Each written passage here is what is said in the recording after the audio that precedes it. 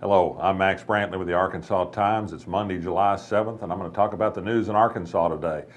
The big news today is today was deadline to file petitions for statewide ballot initiatives, initiated acts, and constitutional amendments.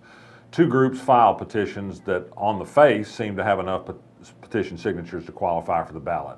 One is a petition to increase the minimum wage in Arkansas, now $6.25 an hour to $8.50 by 2017. And the other petition campaign would allow a statewide vote on making every county in Arkansas wet, that is, open to retail alcohol sales. Both these will be big issues with a lot of money spent. If they do qualify for the ballot, we now begin a process in which the Secretary of State looks to see if they have a sufficient number of valid signatures. They have enough on their face, but they have to see if they are in fact registered voters. In both cases, it's almost certain that some of the petition signatures will be disqualified and they may have to get an additional 30 days to get more. Elsewhere in the news today, Asa Hutchinson, the Republican candidate for governor, gave an interview to Roby Brock at Talk Business. One of the interesting things he talked about was the hog farm and the Buffalo River watershed. Asa Hutchinson is trying to walk a very fine line. He says he doesn't think the review process was very good on this. Most people agree with that. But he says he certainly doesn't want to punish this farmer for following the rules. Now we wonder what Asa will say about the regulations if, as I think will happen, a court or an agency eventually invalidates that permit or doesn't renew it. That'll be something else for the anti-regulation candidate to consider when that time happens.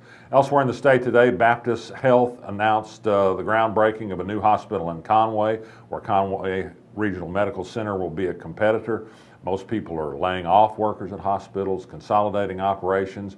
A new competitor in Conway, even with growth, seems counterintuitive to a certain degree, but we'll see how that works out in the months ahead. Conway Regional may form a partnership with St. Vincent to compete. Elsewhere in the news, if you've not been following us over the long July 4th weekend, you might look back at our blog. Interesting reporting on the hotly controversial proposal to put a convenience store in downtown Little Rock. On the school insurance workout by last week's legislature, school groups are saying more and more that this was no fix, it was a bad deal.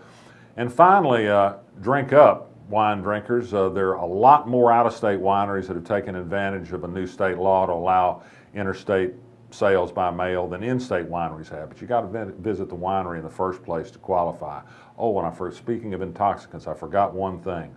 There will not be a marijuana initiative on the ballot this year. Sorry to say, pot is going to be available in Colorado and Washington, but not Arkansas, legally at least.